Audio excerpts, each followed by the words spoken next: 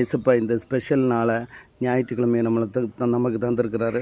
நமக்கு பலமுள்ள ஆவியை பயமுள்ள ஆவியை தராமல் பலமும் தெளிந்த புத்தியும் உள்ள ஆவி தந்திருக்கிறார். இந்த நாளில் பாருங்கள், ஹல்லேலூயா. ஆலயத்தில் ஏசாயா 55:11 வசனத்தை படிங்க. அந்தபடியே என் வாயிலிருந்து புறப்படும் வசனமும் இருக்கும், அது வெறுமையாய் என்னிடத்திற்கு திரும்பாமல் அது நான் விரும்புகிற காரியத்தை செய்து நான் அதை அனுப்பின காரியமாகும்படி வாய்க்கும். உண்மையிலே சொல்கிறேன், நம்ம அந்த வசனத்தை வச்சு நம்ம பேச பேச பேச நம்ம அனுப்புனது வெறுமையாக வராது. திரும்ப ஹல்லேலூயா. எந்த காரியத்திற்கு நீங்கள் அந்த ஆராதனை வேலையில் நீங்கள் அதிகமாக கேட்குறீங்களோ அதை விட வேறு லெவலில் ப்ளஸ் பண்ணுகிறாரு.